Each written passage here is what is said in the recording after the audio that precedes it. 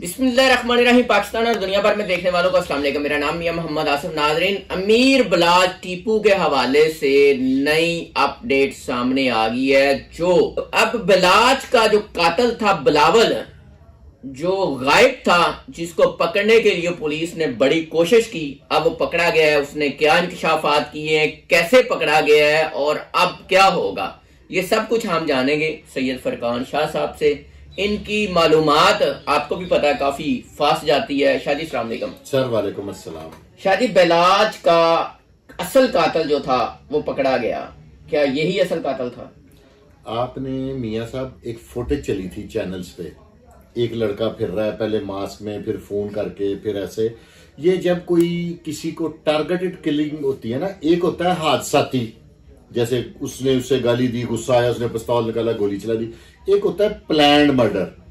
Planned murder में उन्होंने जैसे plan A, plan B, plan C, अब तो डी तक प्लान, चार प्लान होते हैं। उसमें मुख्तलिफ बंदे डिप्यूट किए होते हैं कि अगर वो नाकाम हो गया तो फिर तुम अटैक करोगे, और अगर तुम ये भी नाकाम हो गया तो फिर तुम अटैक करोगे। कितने अटैकर थे जिन्होंने कहा था कि ये नाकाम हो गया तो फिर आप करोगे, आप नाकाम हो गया तो फिर ये तीसरा करेगा? क्या 3-4 अटैकर थे? काफी उन्होंने फील्डिंग लगी हुई थी कि किसी भी तरीके से वो बच के ना जा। दोनों भाइयों को मारना था अभी तक की इतलात के मुताबिक। और मियां साहब अभी वो है अंडर इन्वेस्टिगेशन। इंकिशाफात तो आपको पता, आपके पास भी आ जाते हैं, हमारे ये बात तो पहले भी सामने आई कि दोनों भाइयों को खत्म करने की प्लानिंग की गई थी। ये बात कितनी सच है कितनी झूठ है, लेकिन ये बात वायरल हुई। तफ्तीश में ये सारी बातें हो चुकी हैं। ये एहसन शाह ने भी ये बात बताई थी कि दोनों को ही असल कातिल एहसन शाह नहीं था। एहसन शाह फैसिलिटेटर था। एहसन शाह अगर ना बताता कि इस बलाज ने शादी पे जाना, लोगों ने तो ये लिया ना कि असल कातिल यही है जिसकी वजह से ये सारा प्लान। साहब अगर वो गद्दारी ना करता तो किसने तीफी बट को, बलाज ने खुद फोन करना था, भान में शादी पे आया वहां। बिल्कुल ठीक है, ठीक है। उसने उसकी पोजीशन बताई, उसने उसके गनमैनों की तादाद बताई, उसने ये बताया कि वो रिलैक्स है, बाबे गनमैन है पुराने, कुछ नहीं होता। ठीक है। और एक मुबैना इतला है, अभी पता नहीं, वो मैं नहीं करना नहीं चाहिए मुझे, कि जो वहां पे वो मरा ना मुजफ्फर मालशिया, हाँ। अब तक की इतलात के मुताबिक कि ये जो बिलावल साहब पकड़े गए हैं, इन्होंने उसको मार दिया ताकि प्रूफ, मौके से सबूत खत्म हो जाए। ये बिलावल ने उसको मारा ताकि सबूत खत्म हो जाए। अच्छा, ये भी एक मुबैना इतला है। ये शूटर्स में ये बकायदा प्लान होता है। ये देखे ना, मैंने तो, मुझे इस चीज का तजर्बा नहीं है, हम तो वही बात करेंगे जो पुलिस इंटेरोगेशन में बात है। कहा यही जा रहा है, कैसे ही होता है कि इसको भी मार दो ताकि सबूत ना रहे। इंडियन तो अभी बिलावल ने क्या माना है? बिलावल जिन कड़ियां अफसरान के पास है ना, आपने कभी तोते को बातें करने वाला तोता देखा?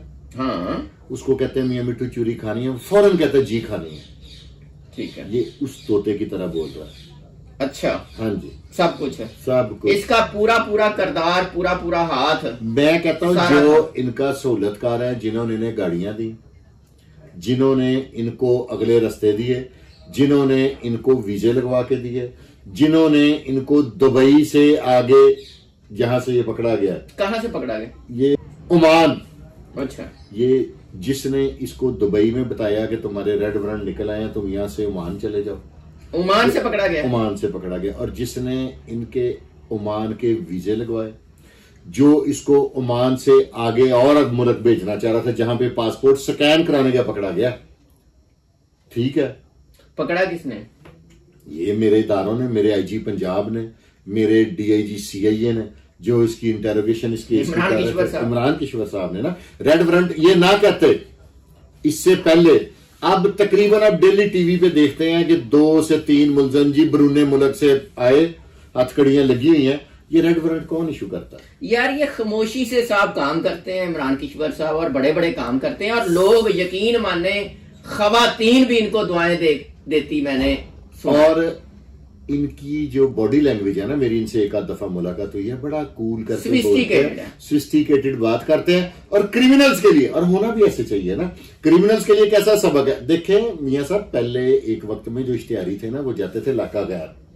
ये पंजाब पुलिस ने इलाका गैर में अपनी ग्रिप कर ली। अब कोई जाता इश्तिहारी हो कि इलाका गैर, वहां पे वो भोला सुनियारे का जी अपने डेरे बना लिए, कोई पुलिस नहीं जानती, ये हो गया, पुलिस ने खत्म कर दिया।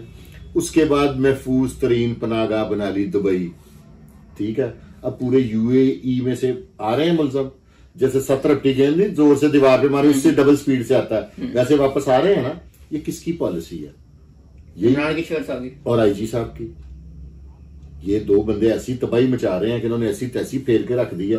रेड वारंट इशू हुए, देखे इसमें अगर कोई ये कहे कि पुलिस का रोल कोई नहीं जी, वो तो आपे ही फड़िया गया पासपोर्ट, तो रेड वारंट इशू करवाए, बड़ी एफर्ट है यार, बड़ा वहां पे मुश्किल है। उसका इंप्लीमेंट कराया, वहां के कंप्यूटर में फीड करवाया।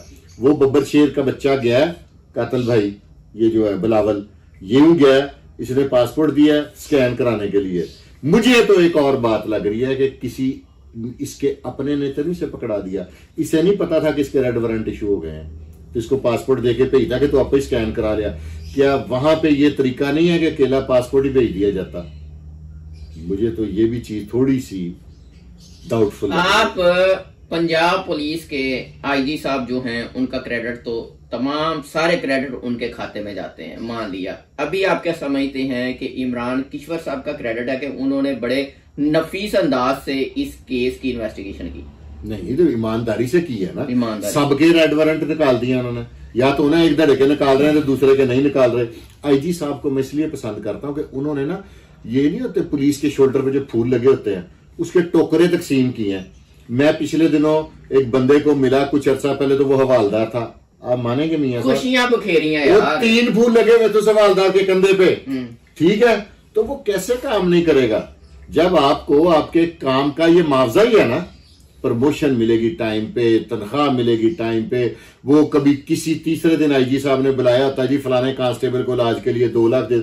इससे पहले आपकी मेरी उम्र, हमने कई दहाइयां देखी हैं, ऐसे वाकयात आपने कितने के देखे? नहीं, इस तरह के आईजी साहब पहले नहीं आए, जो अपने मतहत अफसरान से इतना प्यार करते हैं, कोई जेलसी नहीं है, कोई ऐसी बात नहीं है, सिर्फ प्यार ही प्यार, और हर बंदे की कामयाबी को देखना चाहते हैं की कारकर्दगी का नतीजा।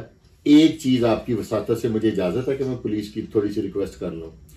ये जो जली कारकर्दगी कर रहे हैं ना, नीचे वाला अमला, अफसरान को सब बच्चे की रिपोर्ट देनी। 2-3 दिन पहले मैं देख रहा था कि कुछ चैनल्स कैंप जेल के बाहर थे और पुलिस वाले अपना ट्रक लेके भाग गए थे। जो बंदा 6 महीने बाद किसी चोरी डकैती में निकला है, उसको पकड़ के 2 दिन गायब करके दोबारा उस पर 15 पर्चे डाल के, ताकि फिगर मेंटेन रहे। आईजी साहब इस पे थोड़ा सा ध्यान दें आप। वाकई यार ये बात है कि बाहर से पकड़ लेते हैं और वो बेचारा अल्लाह अल्लाह करके, उसकी फैमिली दुआएं कर करके उसको रिहा कराती है, शायद उसने तौबा ही कर ली हो, माएं रो रही हैं, तो फिर उसको अगले का ऐसा सीआरओ बन जाता है कि वो ठीक होना भी चाहे तो नहीं हो पाता, नहीं हो सकता। अभी जो बलाज केस है और दूसरी जानब तीफी भट्ट साहब के बेनोई, दोनों केसेस किधर जाते आपको नजर आते हैं? अगर यही वाले डीआईजी सीआईए रहे ना और यही सारा सेटअप रहा तो हाल ही लें बस।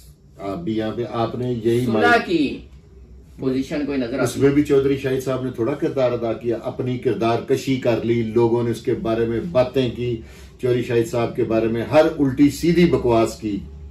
उस बंदे ने अड्डी गोड्डे का जोर लगाया कि किस के लिए लगाया। अब इनमें से कोई मर जाता है या किसी का नुकसान होता है तो चौधरी शाहिद साहब का क्या नुकसान है? अभी सुलह बनती है नहीं। एक मैंने कल चैनल पे देखा था कि सुहेल शौकत भट्ट साहब किसी के घर गए हैं और सुलह की बात करने के लिए। सुलह होनी चाहिए, बहुत जरूरी है, अमन होना चाहिए। हर कोई अपनी जिंदगी जवानियां माने, एंजॉय करे अपनी लाइफ को। मेरी तो ख्वाहिश है किसी की दुश्मनी होनी ही नहीं चाहिए। बिलावल जो मुलजम पकड़ा गया है, इसका किस किस बात में किरदार था, कोई बात सामने आई? अभी ना प्रेस कॉन्फ्रेंस होनी है इसकी, थोड़ा सा बता दें कि ये मतलब अहम तरीन इस मामले का रुकन, इसकी मौके पे at the place of occurrence पे इसकी मौजूदगी है। अच्छा, इसकी वीडियो चलती रही है, मुख्तलिफ ग्रुपों में चल रही है कि बिलावल वहां पे मौजूद था कत्ल के टाइम। इससे ज्यादा और क्या। वो बिलावल तीफी भट्ट साहब का कोई अजीज है अजीज मुबैना इतला के मुताबिक। तीफी भट्ट साहब अभी कहाँ है? मेरे से तो उनका कभी राब्ता नहीं, बताते तो मैं आपको फौरन बता देता। Out of country. Out of country है, और किसी ऐसे कंट्री में जिसके साथ हमारी ट्रीटी नहीं है, आप समझते हैं। एक्सचेंज नहीं है। हाँ, ट्रीटी नहीं है, मुल्जमान का वापसी नहीं है। अल्लाह करे कि सुलह हो जाए। आप भी अपने राय का इजहार कीजिएगा। इजाजत दीजिए। अल्लाह ने के मान।